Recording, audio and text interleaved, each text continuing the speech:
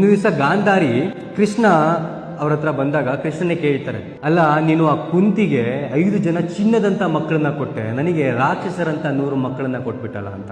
ಆಗ ಕೃಷ್ಣ ಹೇಳ್ತಾರಂತೆ, ಇಲ್ಲಮ್ಮ, ನಾನು ನಿನಗೂ ಕೂಡ 100 ಚಿನ್ನದಂತ ಮಕ್ಕಳನ್ನೇ ಕೊಟ್ಟಿದ್ದೆ, ಬಟ್ ನೀನೇನ್ ಮಾಡಿದೆ, ನನ್ನ ಗಂಡನಿಗೆ ಕಾಣಿಸ್ತಿರುವಂತಹ ಪ್ರಪಂಚ ನಾನು ಕೂಡ ನೋಡೋದಿಲ್ಲ ಅಂತ ಹೇಳಿ ನಿನ್ನ ಕಣ್ಣಿಗೆ ನೀನು ಬಟ್ಟೆ ಕಟ್ಕೊಂಡೆ. ನಿನ್ನ ಮಕ್ಕಳು ಎಲ್ಲಿ ಹೋಗ್ತಿದ್ದಾರೆ, ಯಾರ ಜೊತೆ ಸೇರ್ತಿದ್ದಾರೆ, ಅವ್ರು ಏನು ಕೆಲಸಗಳನ್ನು ಮಾಡ್ತಿದ್ದಾರೆ, ಒಳ್ಳೆ ದಾರಿಯಲ್ಲಿ ಹೋಗ್ತಿದ್ದಾರೆ, ಕೆಟ್ಟ ದಾರಿಯಲ್ಲಿ ಹೋಗ್ತಿದ್ದಾರೆ, ಯಾವುದನ್ನು ಕೂಡ ನೀನು ನೋಡಲಿಲ್ಲ.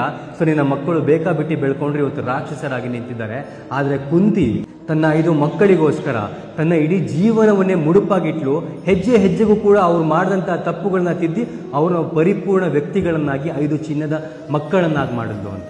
ಅಂದರೆ ಪೇರೆಂಟಿಂಗ್ ಎಷ್ಟು ಇಂಪಾರ್ಟೆಂಟ್ ಅಂತ ಹೇಳ್ತಿರೋದು. 20-25 ವರ್ಷಗಳ ಕಾಲ ಮಕ್ಕಳನ್ನ ನೀವು ಹೇಗಾದ್ರೂ ಬೆಳ್ಕೊಳ್ಳಿ, ನಿಮಗೆ ದುಡ್ಡು ಬೇಕಾ, ಕಾಲೇಜಿಗೆ ಫೀಸ್ ಬೇಕಾ, ನಾನು ಕೊಡ್ತೀನಿ, ನೀನು ಓದಬೇಕು ಅಂತ ಹೇಳಿ ಬಿಟ್ಬಿಟ್ರೆ ಮಕ್ಕಳು ಬೆಳೆಯೋದಿಲ್ಲ.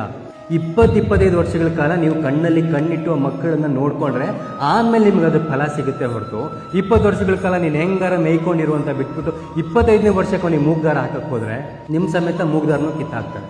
ಇದು ಇವತ್ತಿನ ಜನ್ರೇಷನಲ್ಲಿ ಆಗ್ತಿರೋದು.